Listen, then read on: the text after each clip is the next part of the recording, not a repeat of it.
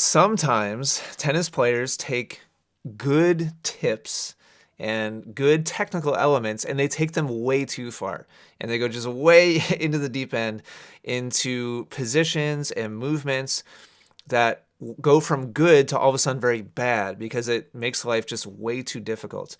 So, recent student that I had in Indian Wells, California, who I've worked with several times, by the way. And at some point, I think it's been about a year since the last time I saw him. And at some point during that year of time period, he started over rotating into his trophy pose with both his hips and his shoulders dramatically so. His hips here, look at his hips are parallel to the baseline and his chest is parallel to the baseline.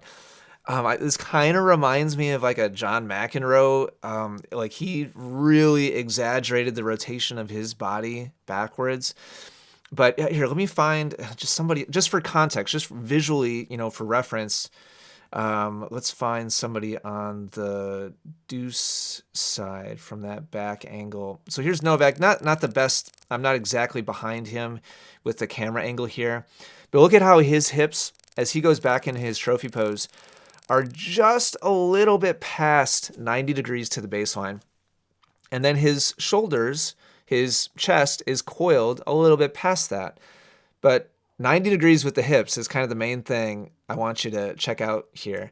And then when you compare that to my student, it's great that he's turning and coiling and getting into a strong athletic position. But here's the thing, and here's the principle that you want to kind of come away with here today with this example. Look at his hips are like 90 degrees past what one of the best players in the world has right now with his hips.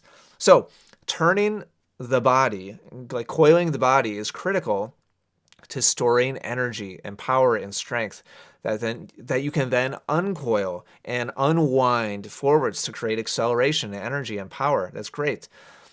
But here's the thing. This student's target is 180 degrees. He's aiming for the service box over here, right? 180 degrees of rotation is required to get his body back around to a position where he can start to deliver the racket towards the box. And that's too far. There's a point of diminishing returns where all of a sudden we have so much range of motion and so much unwinding that has to happen that it actually starts to make the job harder because there's so much. Like imagine there's a certain point where it becomes ridiculous, right? And if you study technique, I mean, this is approaching that. But imagine if he went through like a shot put, like a 3-spin, turn to finally get back around. Is it technically possible to maybe execute that and do it well? Maybe, technically possible.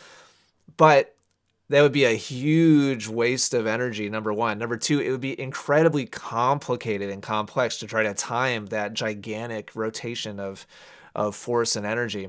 Let me show you in full speed, and you can hear the strain. I think the audio is going to come through on this. You can hear him struggling to get his body back around. And if I remember correctly, what you're about to see here is just kind of warm-up serves. You can just hear it, right? And he's just tell me when you feel pretty warmed up, and then I'll have a little routine for you to do. But yeah, for now, this is just warm-ups. Take it easy. I'm like, you hear me say there? I'm like, take it easy. Like, just go slow. I'm trying to just get some starting kind of analysis footage here so that we can sit down and go over it. I can show him what's happening. And you can just hear the strain in like his grunts as he's trying to get around again. And he's having a hard time getting his body back to a position where he can hit the ball.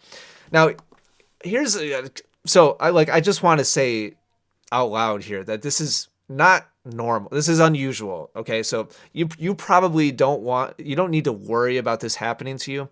If anything, the vast majority of tennis players don't coil far enough. But certain types of personalities, certain types of students will hear that it's good to coil, and this kind of classic. I know this person, really well. We work together quite a bit. And so he will take something that's good and kind of obsess about it and go way too deep down that rabbit hole until he finds himself in this totally crazy position. And a lot of people out there consuming YouTube, lessons and content and tips and instruction fall into that category of people who, I don't mean that in like a derogatory way or like in a judgmental way. Quite the opposite. I mean, it's fantastic. Like if you're watching me, you probably kind of obsess about positions and angles and techniques and like tips and drills and stuff like that. But there's a certain point where it goes too far. So let me show you how I helped him out here. So, I mean, really pretty simple, pretty basic, honestly. I just had him practice, at first, always, with shadow swings. And the kind of the big thing I had him focus in on was how far are the hips going. And what I asked him to do was just go to 90 degrees with the hips, 90 degrees to the baseline, and then stretch the body and definitely go past that with the torso. But the hips have got to stay at 90 degrees was our starting kind of benchmark. So after a bunch of practice, I want you to look at how much more easy these swings, I don't know what swing this is, but watch how much easier this looks. No. Good. No, he went a little bit past with his hips on that one. I'll show you one or two good ones. Yep. There we go. Notice how he didn't try to hit the ball that time. There we go. That was nice. If you just watch his hips, it's hard for him because for whatever reason, he'd spent a lot of time going way past 90 degrees. And so what he's doing now is just simply training, just going to 90 and making sure that he doesn't overcoil and overturn. I'm pretty sure there's a hit here at the ends. Yep. And what's funny is he started hitting much bigger serves, but making it look super, super easy. Yep. Because he wasn't going so far past where he was supposed to be going. Yeah, here we go. So here's like an actual hit. Good. Dude, that looks so much easier. Okay, so I'm not so worried, like if you're watching right now, that you're making this mistake. I more so want to share with you the principle. A lot of times players take something good, go way too far. And this is a great example of that. Hopefully this is helpful to see. Let me know if you have any comments or questions down below. Take care.